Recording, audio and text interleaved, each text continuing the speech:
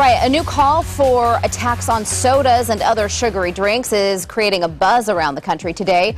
A professor at the University of California, San Francisco claims a 1 cent an ounce tax, that's 12 cents per can, would save 26,000 lives a year in America.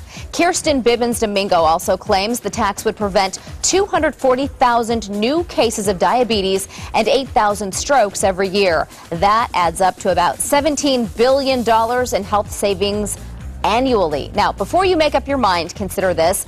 According to industry data, Americans drink nearly 14 billion gallons of sugary drinks every year. That works out to about 70,000 extra calories per person. Do you think a 1 cent tax on each ounce of sugary drinks could save lives? If so, would you support one? All right, Blair, where do you stand on this issue? Well, you know what?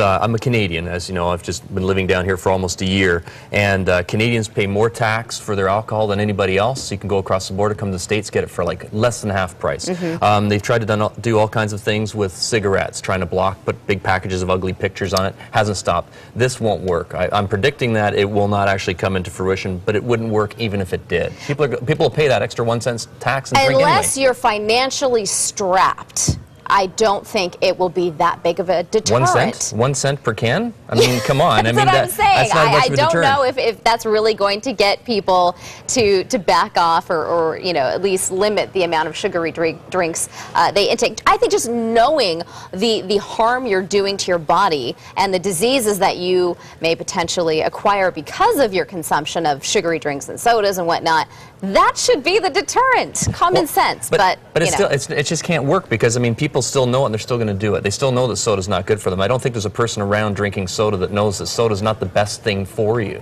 It's one of those things that's it's a great idea, like a lot of great ideas, but it's an idea that won't work. Well, what do you think about the government getting involved here and slapping on another tax, potentially slapping on Well, I don't another like tax? to get political, but as a Canadian coming down to the States, I've noticed that Americans don't like tax. And I think that adding an extra tax to something is just going to tick off a lot of people. All right, let's get right to what our viewers are saying. Jesus Rivera says, a tax won't work. It will only create an outrage because, unfortunately, people love soda too much. Pio Aguilera says, about time.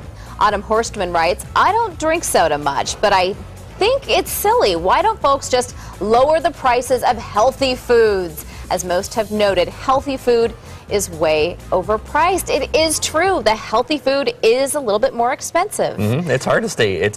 I've worked out a couple times. I'm out of shape now, but I've worked out a couple times, and I've noticed that anytime I try to get into the health stuff, it's always very expensive to do. The junk food is always the cheapest and easiest and fastest. Yeah, if you cut costs elsewhere and spend maybe a little bit more on the healthy food, I think we'd all be in just a little bit better position. Well, one business